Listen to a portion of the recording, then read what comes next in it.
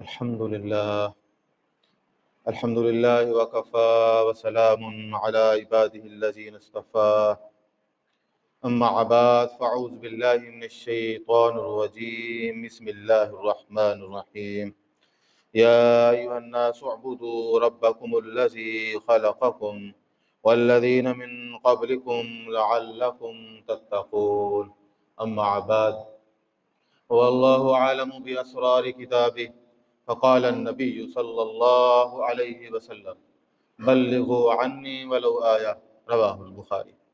عزیز سامعین کرام، آج کا جو ہمارا موضوع ہے وہ عبادت کا مفہوم، کہ عبادت ہے کیا چیز،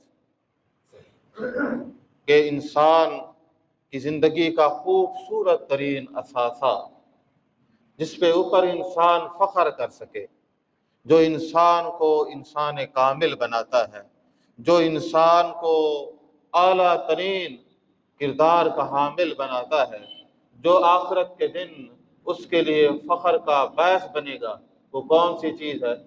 وہ عبادت ہے۔ تو عبادت ایک لازمی جز ہے، اور اس کے بارے میں فرماتے ہیں کہ عبادت ہے کیا؟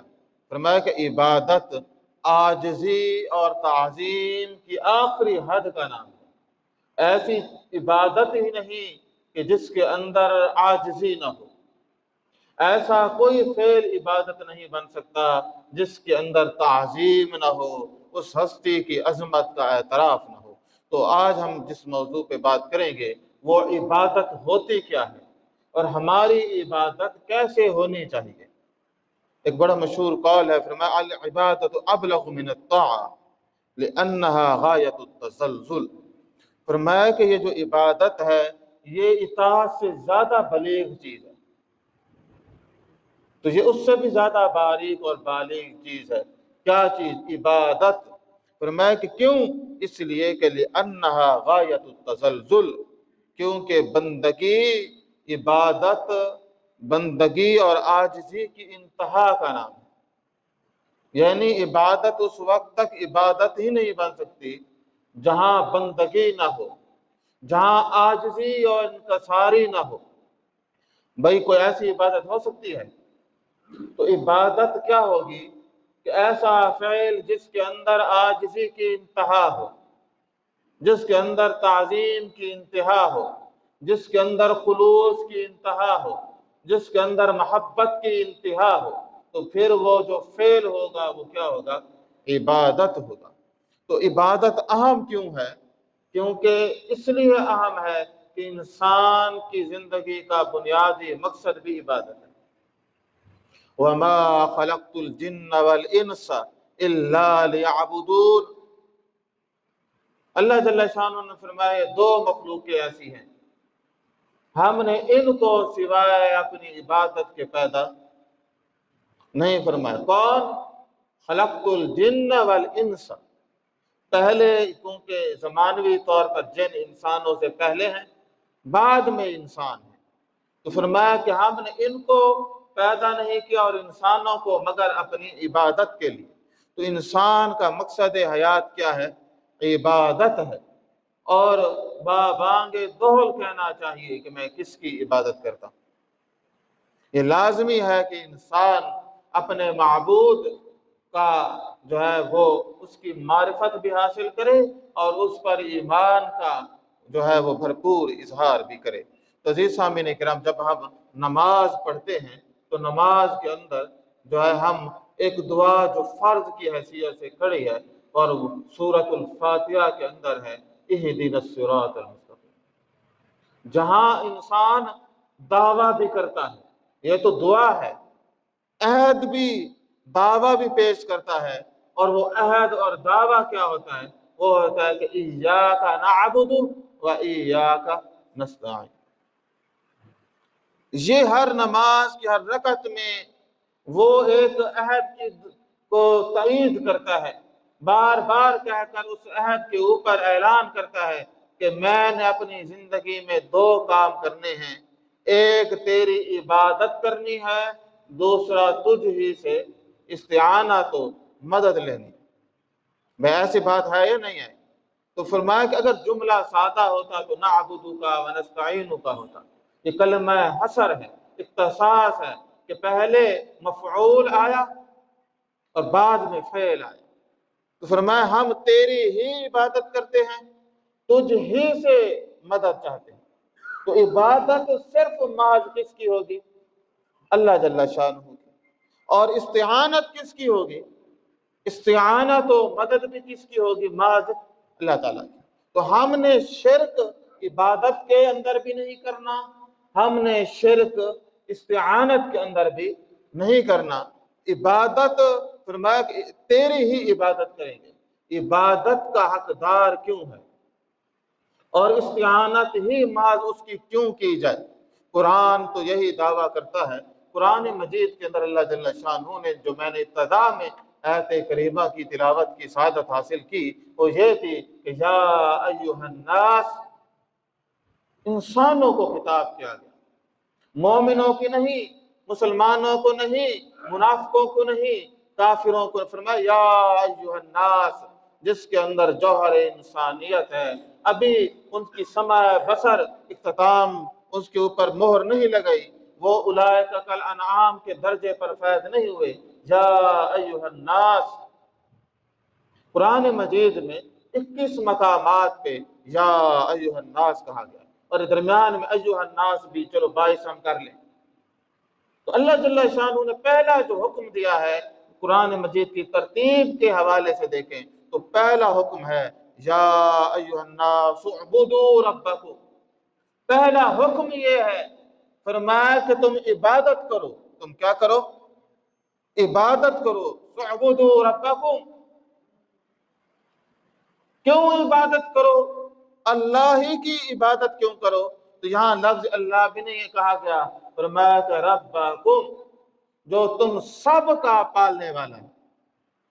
کیوں عبادت کے لیے کیوں عبادت کریں؟ ذہن میں آ سکتا تھا نا، ایک انسان تو اللہ تعالیٰ کو جب مانتا ہی نہیں تو اس کو کیوں وہ عبادت کرے گا؟ فرمایا کہ تم کس کی عبادت کرو؟ جو تمہارا پالن ہار ہے، جو تمہیں پال رہا ہے اس کی عبادت کرو۔ کس کی عبادت؟ جو پال رہا ہے، پروردگاری کر رہا ہے۔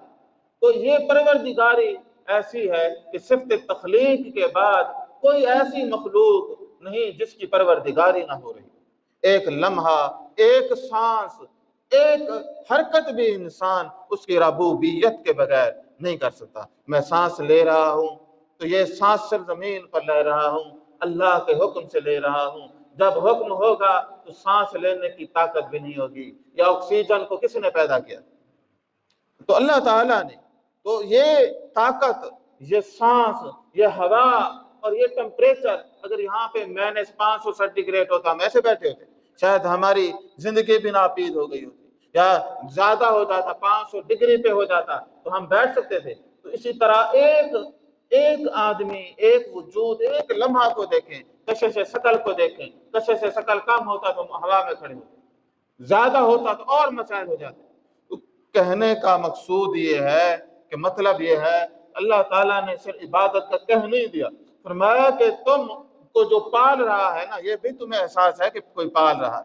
تو جب انسان کے اندر بصیرت ہوتی ہے وہ دیکھتا ہے کہ بھائی ہمیں کوئی پالنے والا ہے، یہ رزق جو زمین سے نکل رہا ہے، اس رزق کو کوئی پیدا کر رہا ہے تو نکل رہا ہے۔ مٹی میں سے تو مٹی نکلنی تھی بھائی، مٹی میں سے مٹی نکلنی ہے نا۔ اتنے ذائقے دار، اتنی خوشبودار، اتنی مزیدار اور اتنی صحت افزا، اتنی طاقت افزا چیزیں کون پیدا کر رہے ہیں؟ اللہ جل شان۔ تو فرمایا کہ اے انسانوں، یا ایھا الناس اعبدوا ربکم، کہ تم اپنے پروردگار کی عبادت کرو۔ صفت رب قرآن مجید میں اللہ جل شانہ کی وہ صفت ہے جو سب سے زیادہ استعمال ہے۔ 978 بار مختلف صیغوں کے ساتھ یہ لفظ آیا ہے اور کثرت سے اللہ جل شانہ کے لیے استعمال ہوا ہے۔ انبیاء علیہ السلام کی دعاؤں میں بھی اسی صفت کا ذکر ہے۔ بار بار آپ دیکھیں گے، کیوں؟ یہ انسان کو بتایا جا رہا ہے کہ بھائی جو تم سانس لے رہے ہو، جو تم کھانا کھا رہے ہو، یہ جو چل پھر رہے ہو، یہ اسی کی ربوبیت ہے۔ تو یا ایھا الناس اعبدوا ربکم، فرمایا صرف وہ تمہیں پال نہیں رہا، فرمایا کہ وہ ذات کون ہے؟ الذی خلقکم، صرف وہ پال نہیں رہا، وہ صرف رب العالمین نہیں، بلکہ فرمایا کہ وہ خالق ارض سماوات، جو خالق ارض سماوات، الذی خلقکم، اس نے تمہیں پیدا بھی کیا۔ وجود جیسی نعمت عظیمہ جو میری اور آپ کی شناخت ہے، اس وجود کے بغیر میں کچھ ہوں، آپ کچھ ہیں، تو وجود اور وجود کی صحت، فرمایا الذی خلقکم، جس نے تمہیں وجود بخشا، جس نے تمہیں پیدا فرمایا۔ اب پیدا بھی وہی فرما رہے ہیں اور پروردگاری بھی وہی کر رہے ہیں، پھر میں تمہاری نہیں، والذین من قبلکم، اور جو تم سے پہلے تھے نا ان کی بھی ہم کر رہے ہیں، تم سے بعد والوں کی بھی ہم کریں گے۔ تو کہنے کا مقصود یہ ہے کہ عبادت لازم و مطلوب، اللہ جل شان نے حکم دیا اس کی بندگی کر لو، اس کی عبادت کر لو۔ تو جو انسان دعا کے اندر کہتا ہے ایاک نعبد و ایاک نستعین، نماز کے اندر وہ کہتا ہے کہ میں صرف تیری ہی عبادت کرتا ہوں، تجھ ہی سے استعانت حاصل کرتا ہوں، نہ عبادت میں کوئی شریک ہے نہ استعانت میں کوئی شریک ہے، بلکہ اللہ تعالیٰ نے تو فرمایا آپ ان کو یہ بھی کہہ دیں قل یا ایھا الکافرون، اللہ جل شانہ نے فرمایا اے پیغمبر آپ کہہ دیں، نبی کریم صلی اللہ علیہ وسلم کو فرمایا آپ اعلان کر دیں یا ایھا الکافرون، اے کافرو، اے کافروں کی جماعت، اے کفر کرنے والے لوگوں، لا اعبد ما تعبدون، میں عبادت نہیں کرتا اس کی جن کی تم عبادت کرتے، نفی کر دو، میں عبادت نہیں کرتا ان کی جن کی تم عبادت کرتے ہو، ولا انتم عابدون ما اعبد، اور اسی طرح فرمایا کہ جس تصور کو تم رکھ کر عبادتیں کر رہے ہو وہ میرے الہ کا تصور نہیں ہو سکتا، اور جو ایمان میرا اللہ تعالیٰ پہ ہے اس الہ کو تم ماننے کو شریک تیار نہیں ہو، تم تو اس کی شراکت داری میں جو ہے کھڑے ہو۔ تو کہنے کا مقصود یہ ہے کہ نعبد و ایاک نستعین، تو استعانت بھی اسی کی اور عبادت بھی اسی کی۔ تو یہ ایک بات ذہن نشین کر لیں کہ عبادت محض اللہ تعالیٰ کی ہوگی، اور وہ کیا ہے؟ وہ عاجزی و انکساری اور محبت و خلوص کی انتہا کا نام عبادت ہے۔ کوئی آدمی کسی غیر اللہ کی ایسی جو ہے عبادت یا ایسا معاملہ نہیں کر سکتا کہ جو اللہ جل شانہ کی شان ہے۔ تو اس لیے لوگ کیا کرتے ہیں، غیر اللہ کی، کوئی کسی کے پاؤں کو سجدے کر رہا ہے، کوئی کسی کے سامنے بچھا ہوا ہے، لیٹا ہوا ہے۔ ایک اصولی بات یاد رکھیں، وہ کہتے ہیں ہم عبادت نہیں کر رہے، ہم تعظیم کر رہے ہیں، اور بھئی تعظیم کی انتہا تو عبادت ہے۔ ہمارا یہ ایمان ہے، سب کا ایمان ہے، نبی کریم صلی اللہ علیہ وسلم انسانوں کی سب سے زیادہ قابل تعظیم ہستی ہے، جو جن کے ساتھ ہر مومن کی محبت ہے۔ صحابہ کی محبت کو تو کسی پیمانے میں تولا ہی نہیں جا سکتا، تو کیا انہوں نے ان کو سجدے کیے، یا پیغمبر صلی اللہ علیہ وسلم نے سجدے کرائے، یا ان کو کہا کہ میرے گھٹنے پہ جھکو یا مجھے رکوع و سجود کرو؟ جب نبی کریم صلی اللہ علیہ وسلم جیسی مقدس ہستی بھی سجدہ اور رکوع کے لائق نہیں، تو ہم جیسا ایک آدمی کہ جس کو اپنے حسب نسب پہ فخر ہو، یا اپنی ریاضت و عبادت پہ فخر ہو، یا اپنے مریدوں پہ فخر ہو، وہ لائق ہو سکتا ہے کہ اس کو سجدہ کیا جائے، اس کو رکوع کیا جائے؟ یہ سب تعظیم نہیں، یہ شرک یا افعال ہے۔ یہ کیا ہے؟ یہ شرک یا افعال ہے۔ تو عبادت کس کی ہوگی؟ صرف اللہ جل شانہ، کوئی یہ سارے خرافات ہیں۔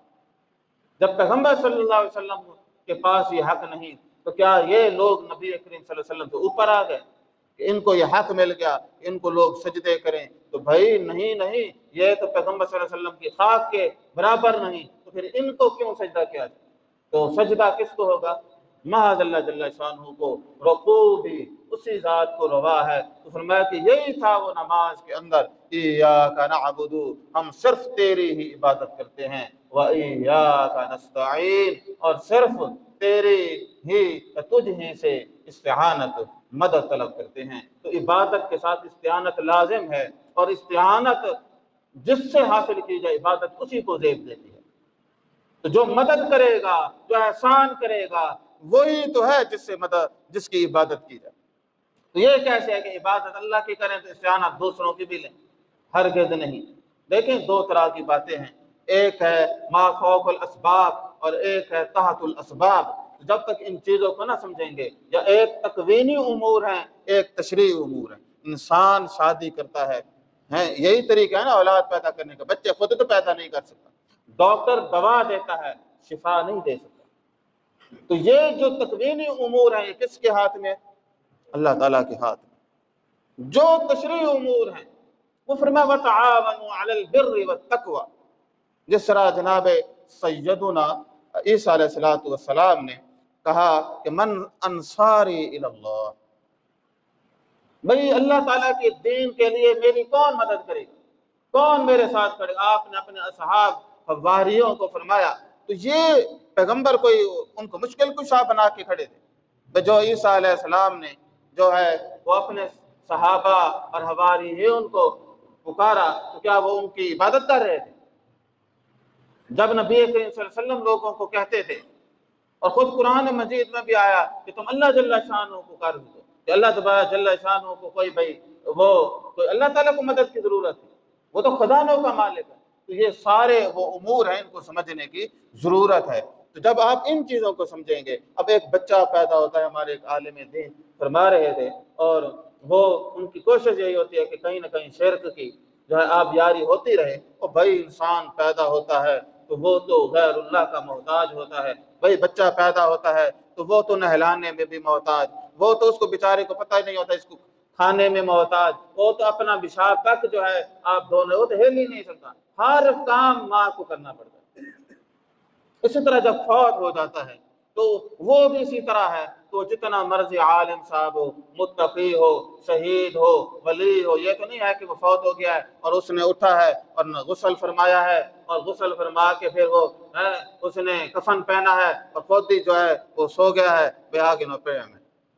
نہیں، وہ فوت ہوگا، وہ ہل بھی نہیں سکے گا۔ تم کہتے رہو وہ پردہ فرما گئے، وہ وصال کر گئے، نئی تعبیرات گھڑتے رہو، حقیقت میں فرمایا کل نفس ذائقۃ الموت، ہر ذی نفس کو موت کو مدد چکھنا، یہ موت کا اعلان ہوا پڑا ہے۔ اب حضرت صاحب ہل بھی نہیں سکتے، اور جو ہل سکتا ہے بول بھی سکتا ہے، ہمارے یہاں کئی حکایات کا وقت نہیں ہے، تو وہ اگر ہل بھی سکتا ہے بول بھی سکتا ہے تو پھر دفن کرنے کی کیا ضرورت ہے؟ وہ تو تخت کے اوپر بٹھا دے، بیٹھا رہے، چلو وہ اندر لیٹ کے جو سننے والا ہے اوپر بیٹھ جائے، چلو دیدار بھی کریں گے اور اسی طرح فائدہ بھی ہوگا۔ ہمارے ایک بزرگ تھے، حکایت مشہور ہے کہ انہوں نے کہا کہ بھئی میرا وہ جنازہ پڑھائے گا کہ جس کی کبھی تہجد بھی قضا نہ ہوئی ہو۔ تو سارے جنازہ رکھ کے کھڑے رہے، کوئی بندہ نہ آیا، تو ایک آدمی نے اپنا چہرہ مبارک ڈھانپا ہوا تھا، وہ آیا اور وہ اس نے جنازہ پڑھایا۔ سب کو حیرانگی ہوئی، پتہ نہیں کون شخص ہے کہ جس نے جنازہ پڑھا۔ تو جب انہوں نے اس کا چہرہ مبارک دیکھا تو وہی تھا جو فوت ہوا پڑا تھا، اس نے اپنا جنازہ پڑھا دیا۔ تو یہ ہے وہ حکایات۔ اسی طرح باقی مکاتب فکر میں بھی ہمارے ہاں کتنی حکایات ہیں ہماری کتابوں میں، جی ہے کہ یاد رکھو بزرگ زندہ ہوتے ہیں، زندہ ہوتے ہیں تو تمہیں دفن ایسے کر رہے ہیں، اس سے بہتر ہے اندر لیٹر باہر بیٹھ جاؤ، تمہارا دیدار بھی کرتے رہیں گے، کوئی پوچھتے چھوڑتے بھی رہیں گے، اندر بیٹھ کے تم نے کیا کرنا ہے۔ کہنے کا مقصود یہ ہے کہ یہ ساری بس باتیں ہیں، بخیالات ہیں۔ اسی طرح مثال وہ مخدوم مرید حسین صاحب جو شاہ محمود صاحب کے دادا جی تھے، تو وہ انگریز دور تھا، تو وہ ایک دفعہ خواجہ غریب نواز کے مزار پر گئے دلی میں، تو انڈیا کے اندر گئے، تو اب انہوں نے کہا کہ بھئی زیارت کر لیں دربار شریف کی، تو چونکہ ہماری بھی گدیاں ہیں تو وہ گدی والا دوسری گدی والے پہ گیا، تو خیر وہ جیسے انہوں نے کہا کہ میں قبر مبارک کی زیارت نہیں کرتا، میں تو ان کی زیارت کروں گا۔ تو وہ جو خواجہ غریب نواز تھے نا، وہ قبر پہ سے باہر نکل گئے، تو مخدوم صاحب کو جو ہے وہ باہر نکل کر دعا سلام کی ملے، انہوں نے کہا میں قبر کی نہیں صاحب قبر کی زیارت کرنا چاہتا ہوں۔ تو وہ انگریز دور تھا، خیر وہ مل لیے، تو وہ پورے اب تو وہ سارے فوت ہو گئے، ان کا بیٹا بھی فوت ہو گیا۔ کہنے کا مقصود یہ ہے کہ یہاں ہمارے ہاں وہ بتاتے تھے کہ حضرت صاحب جب گئے تھے اتنے بڑے ہیں کہ وہ حضرت صاحب نکلے، وہ تو شکر ہے میڈیا آیا ہے، کوئی کرامتیں رک گئی ہیں۔ تو جس طرح اب اے آئی ٹیکنالوجی آ رہی ہے تو پھر شروع ہو جائیں گے، تو جدید جو ہے چونکہ اب ویڈیو بہو ویسے بن جاتی ہے کہ جیسے اوریجنل ٹائپ ہو، تو ابھی ہمیں وہ سکیل نہیں آئے، تو یہ سکیل مذہب میں بھی یوز ہوگا، کوئی بزرگ اڑ رہے ہوں گے، کوئی کیا کر رہے ہوں گے، تو وہ میڈیا تک جب رسائی ہوگی تو پھر یہ اور دروازے کھل جائیں گے۔ تو بہرحال ابھی تو اے آئی پہ اتنا گریپ نہیں ہے، تو کرامات ہماری رکی پڑی ہے۔ تو بہرحال یہ بھی ایک دور آنے والا ہے، لوگ ایسی کوششیں کریں گے۔ تو کہنے کا مقصود یہ ہے کہ اب بات ہو رہی تھی عبادت اور استعانت کی، تو استعانت کس کی ہے؟ اللہ تعالیٰ کی۔ دیکھیں ہم ایک دوسرے کی جو مدد کرتے ہیں نا، خود اللہ نے فرمایا وَتَعَاوَنُوا عَلَى الْبِرِّ وَالتَّقْوَىٰ، میں کسی کی مدد کروں گا تو خدائی امور میں نہیں کر سکتا۔ کیا کوئی آدمی کسی کی روزی رواں ہے، مشکل کشا ہے؟ کوئی کسی کو شفا دے سکتا ہے، کوئی کسی کو بچے بیٹے بیٹیاں دے سکتا ہے، کوئی کسی کی موت کو زندگی میں بدل سکتا ہے، یہ کس کے اختیار ہے؟ اللہ تعالیٰ۔ اللہ تعالیٰ نے دنیا میں تحت الاسباب کہا، ایک آدمی ہے کسی کی 4 پیسے سے مدد کر دی، اولاد کی والدین خدمت کرتے ہیں، پھر جب والدین بوڑھے ہوتے ہیں تو اولاد خدمت کرتی ہے، تو یہ طریقہ ہے، تو کیا وہ ان کا خدا بن جاتا ہے؟ وہ تحت الاسباب ہے، فوق الاسباب کوئی کسی کو کچھ بھی نہیں کر سکتا۔ تو رزق تو پیدا کر سکتا ہے، تو بازار سے خرید کر اللہ نے رزق دیا ہے، تو کلو 2 کلو کوئی چیز خرید کر دے دی، تو کیا اس کو پیدا کر سکتے ہیں؟ تو مسئلہ استعانت تھا ان چیزوں پہ جو تکوینی امور کا حصہ تھی، جس میں ایک پیغمبر بھی اللہ تعالیٰ سے مدد و نصرت مانگ رہا ہے، وہ کہہ رہا ہے رب ہب لی من الصالحین۔ ہر پیغمبر کوئی نہ کوئی فریاد اللہ تبارک و تعالیٰ سے، چاہے وہ حاجت دینی ہو چاہے وہ دنیاوی ہو، وہ سب کس سے لے رہے ہیں؟ اللہ جل شانہ سے۔ تو قصہ مختصر، جب معززین جو اتنے معزز ہیں انبیاء علیہ السلام، وہ بھی کس سے استعانت لے رہے ہیں؟ معاذ اللہ جل شانہ سے، تو پھر ان کے ماننے والے کس سے لیں گے؟ ان سے، بھائی ان کے رب سے لیں گے، جو ان کو دیتا ہے وہ تمہیں بھی وہی دیتا ہے۔ تو بات سیدھی سادی ہے۔ کیوں ایسے خرافات کا یقین کرتے ہیں کہ جو بھئی ایک موذی مرد، ایک بھئی تار جا رہی ہو مین گریڈ کی یا ڈیم کی، جو بہت زیادہ کرنٹ ہو، تو کون پاگل ہے جو اس کے قریب جائے گا؟ تو شرک جیسے ایسے اوہامات کی طرف کیوں قریب جاتا ہے کہ جس سے انسان کے جو ہے نا ساری عبادتیں ختم ہو جاتی ہیں، جس کے بارے میں اللہ تعالیٰ نے فرمایا اس کے اوپر جنت حرام ہے، وَمَن يُشْرِكْ بِاللَّهِ فَقَدْ حَرَّمَ اللَّهُ عَلَيْهِ الْجَنَّةَ إِنَّ اللَّهَ لَا يَغْفِرُ أَن يُشْرَكَ بِهِ وَيَغْفِرُ مَا دُونَ ذَلِكَ لِمَن يَشَاءُ، اس کی تو معافی بھی نہیں ہے۔ اور پھر ایسا ہے تو اللہ سے اتنی دوری ہے، فرمایا کہ اس کے اندر یہ معاملہ ہوا شرک والا تو حبطت اعمال بھی ضائع ہو جائیں گے، پچھلے کیے کی نیکیاں ضائع۔ تو اس طرح کے ایسے خطرناک عمل کہ جس سے انسان کی ساری زندگی کی عبادات ختم ہو جائیں، جس سے انسان کی کوئی عبادت ریاضت قابل قبول نہ ہو، جس پر جنت ہی حرام ہو جائے، اور رزق کیوں اٹھانے؟ اور اللہ تعالیٰ نے فرمایا کہ کیا ان سے ذرا پوچھو الیس اللہ بکاف عبدہ، کیا اللہ جل شانہ اپنے بندے کو کافی نہیں ہے؟ کیا آپ کو اور مجھے کافی نہیں ہے؟ بھئی اس کے خزانے بے پناہ ہیں، وہ کون سی نعمت ہے جو نہیں دیتا؟ اور تمہیں کہاں پہ فرما دیا کہ جب تک تم جو ہے فلاں فلاں کو نہ لے میں تمہیں نہیں دوں گا؟ فرمایا کہ میں تو وہ ہوں فَإِنِّي قَرِيبٌ أُجِيبُ دَعْوَةَ الدَّاعِ إِذَا دَعَانِ، فرمایا کہ ہم تو قریب ہیں اور ہر پکارنے والے کی پکار کو ہم سنتے ہیں۔ تو قصہ مختصر عزیز سامعین کرام، چاہے مسئلہ عبادت ہو چاہے مسئلہ استعانت ہو، اس میں کس کا ہے؟ جو سورۃ الفاتحہ میں عہد کیا، وہی عہد ایمان کی گارنٹی ہے۔ یہ نہ ہو کہ نماز میں ایاک نعبد و ایاک نستعین، نماز کے بعد پھر فلاں اور فلاں اور فلاں، تو بھائی کوئی ضرورت نہیں ہے ان کی، کوئی ضرورت نہیں ہے۔ اللہ جل شانہ خود اتنے قریب ہیں کہ وہ فرمایا کہ ہم نے جو تم پر فضل کیے ہیں وَإِن تَعُدُّوا نِعْمَتَ اللَّهِ لَا تُحْصُوهَا، اگر تم ان فضل کو، ان انعامات کو، نعمتوں کو شمار کرنا چاہو، گننا چاہو تو گن نہ سکو گے۔ تو جس نے بن مانگے جسم دیا، جو ہر دم پروردگاری کر رہا ہے، تو وہ پھر کسی اور کو اپنا حاجت روا مشکل کشا ماننے کی کیا ضرورت ہے؟ مظہر ہے اور اس طرح کے فلسفے، بھئی مظہر اون الہی سمجھ کر کسی کو مانگنا اور یہ ٹھیک ہے فلاں، کہاں ٹھیک ہو گیا؟ یہ سارے متصوفین کے فلسفے ہیں۔ حقیقتاً ماذ اللہ جل شانہ ہی جو ہے وہ اس کے لائق ہے کہ جس کی عبادت کی جائے اور جس سے استعانت حاصل کی جائے۔ تو اللہ جل شانہ نے بتایا کہ عبادت ہے کیا؟ جب تک انسان عاجزی، انکساری اور تعظیم کی حد نہ پار کرے، عبادت بن ہی نہیں سکتی۔ ہمارے ہاں چونکہ عبادات اس طرح سے ہیں کہ بھئی بے دل عبادات، بعض اوقات عبادت میں وہ روح بھی نہیں ہے، بے روح عبادات، اور عبادت کے اندر ایسے معاملات بس عادتاً، اور اسی طرح توہن کرہن۔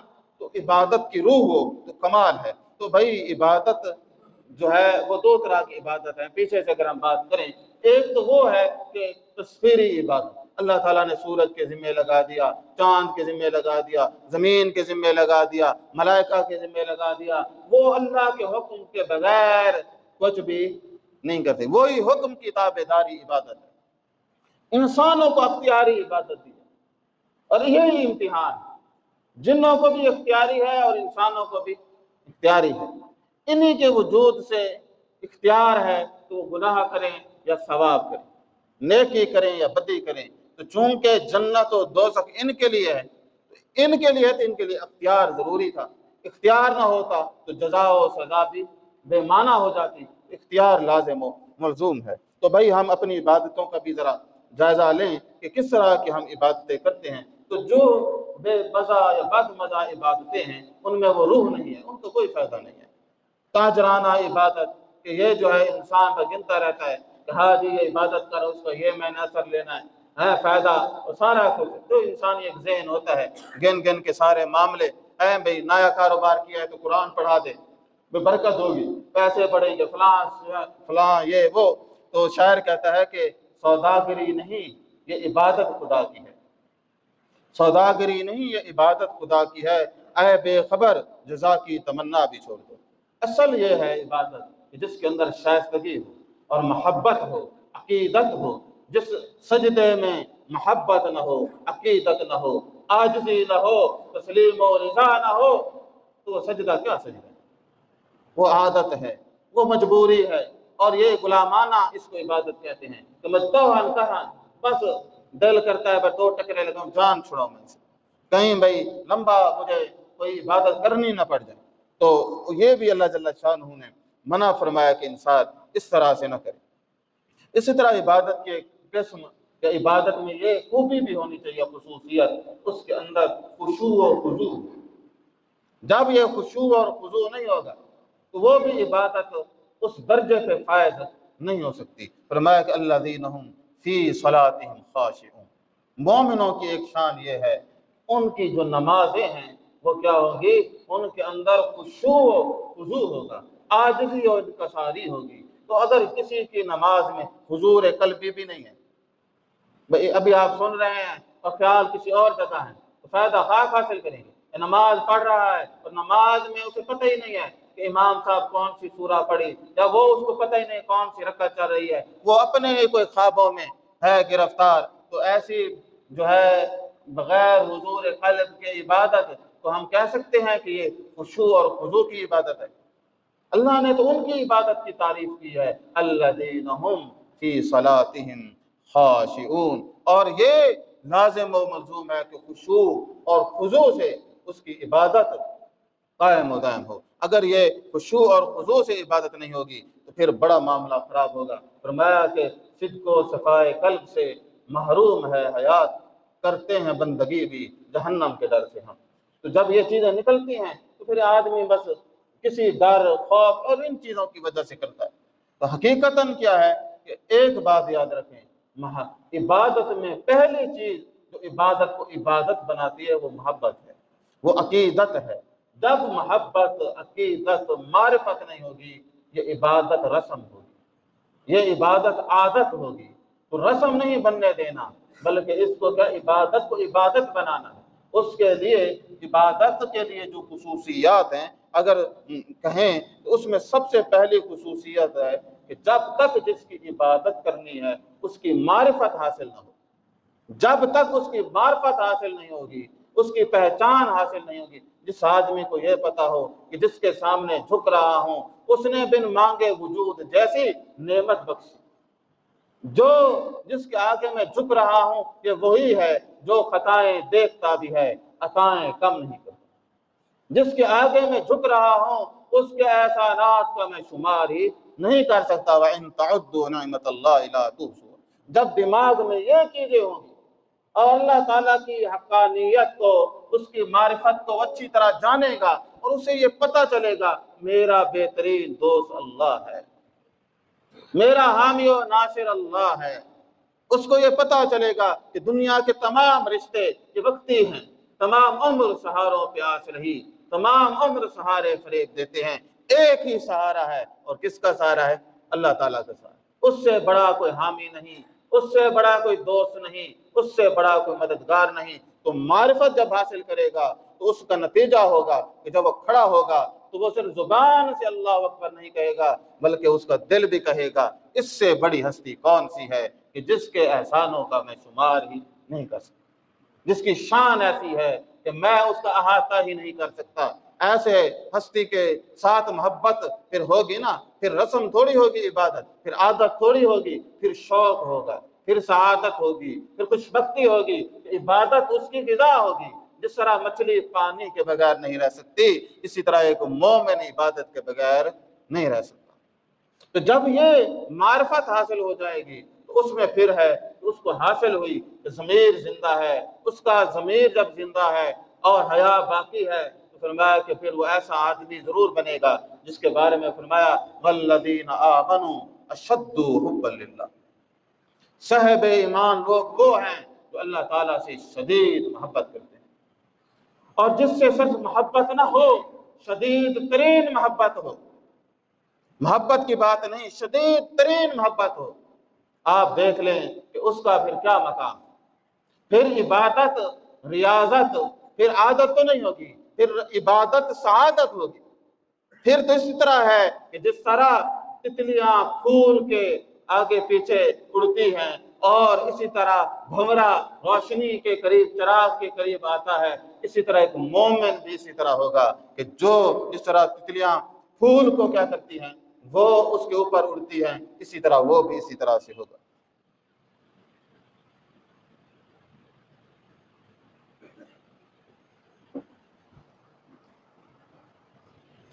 اگر یہ کیفیت پیدا ہو جائے اور یہ صلاحیت پیدا ہو جائے کہ جس رب کی عبادت کر رہا ہے اس کا تعارف بھی خوب جانتا ہے، پھر یہ عبادت سعادت کا درجہ حاصل کرے گی۔ وہ جس کے سامنے کھڑا ہے اور پہلے تو وہ اس کی حاضری سے جو ہے وہ کتراتا تھا، اب محبت اسے کھینچ لائی ہے، اب محبت اسے قریب لائی ہے کہ نہیں نہیں، اس سے میں ساری دنیا چھوڑ سکتا ہوں، اس ہستی کو چھوڑ نہیں سکتا، میں ساری دنیا سے تعلق توڑ سکتا ہوں، اللہ کی ہستی سے توڑ نہیں سکتا۔ تو پھر وہ محبت، وہ عقیدت، وہ پھر اس کے ساتھ پھر آگے منزلیں آسان ہو جائیں گی، پھر وہ خلوص بھی اس کے اندر پیدا ہو جائے گا، اور خلوص کے بغیر عبادت ہے، خلوص کے بغیر عبادت ہے ہی نہیں، نہ خلوص کے بغیر عبادت ہے، نہ عاجزی کے بغیر عبادت ہے، نہ خشوع و خضوع کے بغیر عبادت ہے، نہ اللہ تعالیٰ کی معرفت کے بغیر اللہ کی عبادت ہے، نہ محبت کے بغیر عبادت ہے۔ تو عبادت کے لیے یہ چیزیں لازمی ہیں کہ انسان نہ کرے۔ اگر یہ نہیں حاصل کرے گا تو عربی میں ایک مثال ہے حمار الطاحونہ، فرمایا کہ ایسے آدمی کے لیے بولا جاتا ہے جو کوششیں تو بے شمار کرتا ہے، محنت تو مسلسل کرتا ہے، تکے کا کامیاب نہیں ہوتا۔ تو اس طرح نہ ہو کہ ہم جو ہے عبادت کو بے مزہ کرتے رہیں، ٹائم بھی ضائع کر دیں اور پلے بھی کچھ نہ بچے۔ اس کے لیے ضروری ہے کہ انسان جو ہے سب سے اچھی عبادت یہ ہے کہ اللہ تعالیٰ کی محبت میں کی جائے۔ لالچ، خوف، یہ بھی درجے ہیں، لیکن محبت کا درجہ سب سے بلند ہے کہ انسان بے لوث خدمت کرے، بے لوث عبادت کرے۔ اور میں تو یہ کہتا ہوں کہ انسان کے اوپر اللہ جل شانہ نے جو فضل کیے ہیں، کرم کیے ہیں، دنیا میں ان کا حق ادا نہیں کر سکتا، کجا کہ وہ آخرت کا حقدار بن بیٹھے۔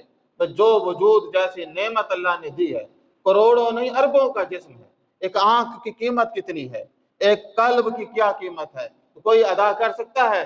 جسم کا ہر حصہ تھوڑا سا کوئی نقص ہو جائے، ہڈی میں فریکچر ہو جائے، تکلیف الگ اور ہزاروں روپے الگ۔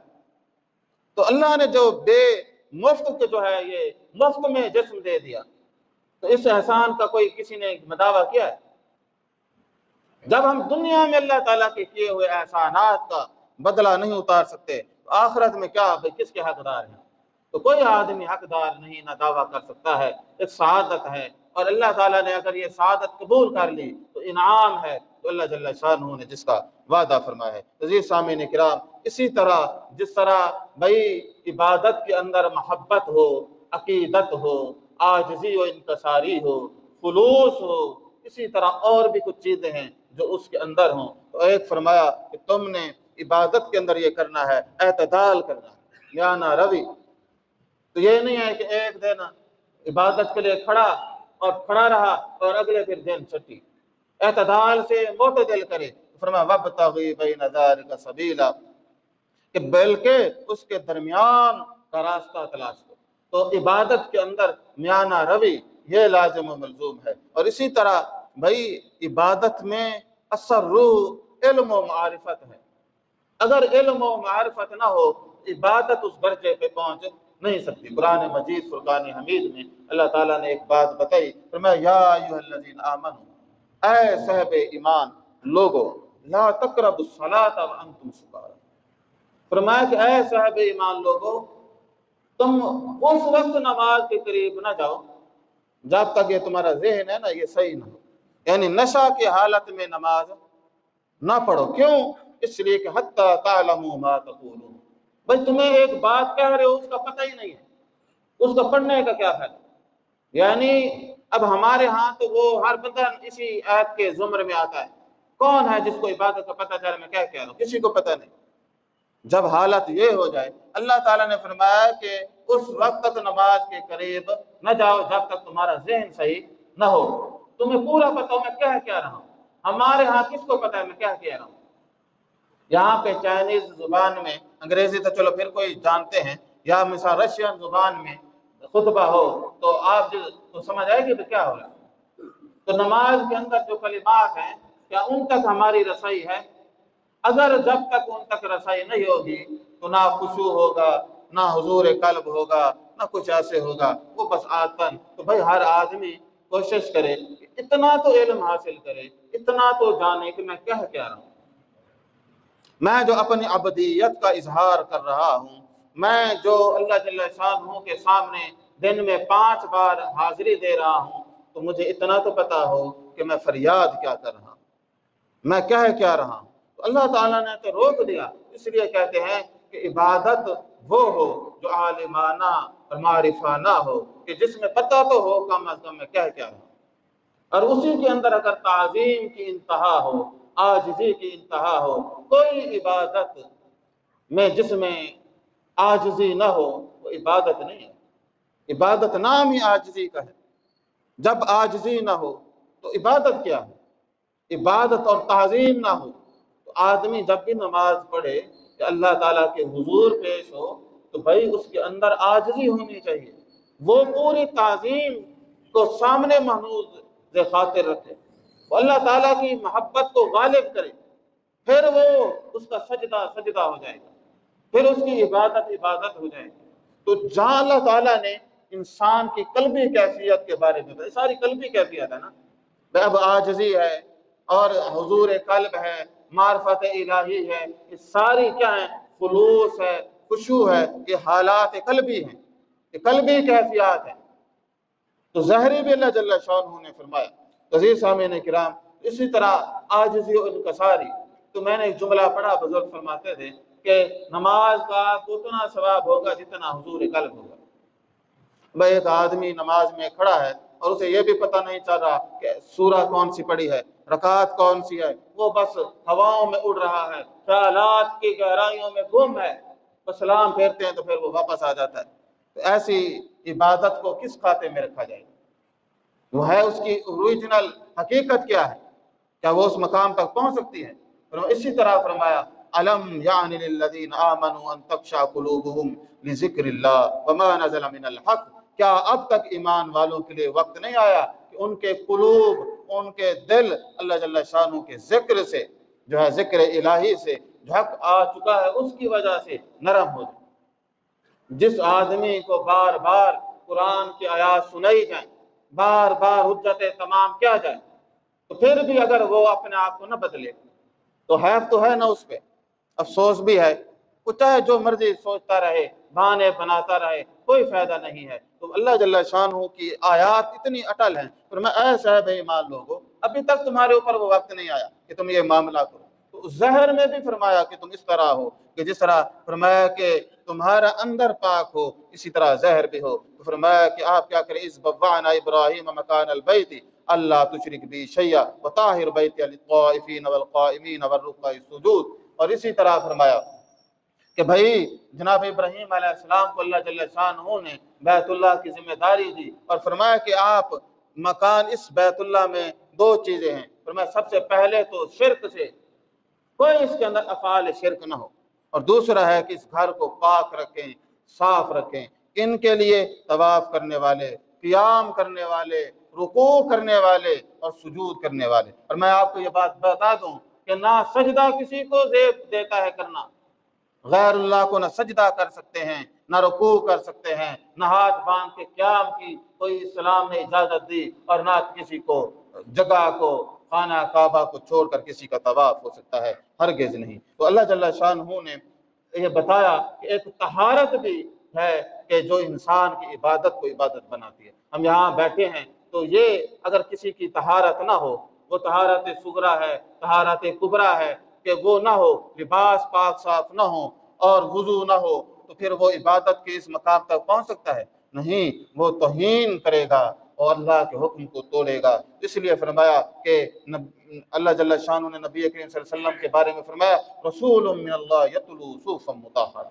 اللہ جل شانہ نے فرمایا کہ یہ اللہ تعالیٰ ایک رسول جو پاک صحیفے پڑھتے ہیں۔ اسی طرح فرمایا لا یمسہ الا المطہرون، یہ جو قرآن مجید ہے اس کو طہارت کے بغیر وہ چھوتے نہیں، مرفوعۃ مطہرہ۔ اور اسی طرح فرمایا وہ بلند و بالا اور پاک صاف ہے۔ اسی طرح فرمایا ان اللہ یحب التوابین ویحب المتطہرین، اللہ جل شانہ عاجزی اور انکساری کرنے والوں اور اسی طرح پاک اور صاف رکھنے اپنے آپ کو رکھنے والوں سے محبت فرماتے ہیں۔ تو عزیز سامعین کرام، بات ساری یہ تھی عبادت کے موضوع پر۔ عبادت صرف وہ ہے کہ جس کے اندر عاجزی ہو، جس کے اندر انکساری ہو، جس کے اندر تعظیم کی انتہا ہو، جس کے اندر خلوص کی بھرمار ہو، جس کے اندر انسان کو اس حقیقت کا پتہ ہو کہ میں جس کی عبادت کر رہا ہوں اس کی شان کیا ہے۔ جب ان معارف کو نہیں جاننے گا تو عبادت سعادت کا روپ نہیں پا سکے گی، عبادت رسم بن جائے گی، عبادت جو ہے عادت بن جائے گی۔ اس کے لیے ضروری ہے کہ وہ اس کو اختیار کرے۔ اور عبادت کے بارے میں اللہ جل شانہ نے ایک اور بات فرمائی، لا یستکبرون عن عبادتہ، فرمایا کہ مومن کی شان یہ ہے کہ وہ اللہ تعالیٰ کی عبادت استکبار نہیں کرتا۔ جو آدمی عبادت ہی نہیں کرتا تو وہ اس کی ابدیت کا کس طرح یقین کیا جائے؟ اللہ تبارک و تعالیٰ نے فرمایا مومن کی شان یہ ہے کہ وہ تکبر نہیں کرتا، یعنی عبادت کو ترک نہیں کرتا۔ تو عزیز سامعین کرام، عبادت کو اس کے طریقے سے کیا جائے، نماز کو اس طریق سے کیا جائے جو اللہ جل شانہ کے ہاں مقبول ہو۔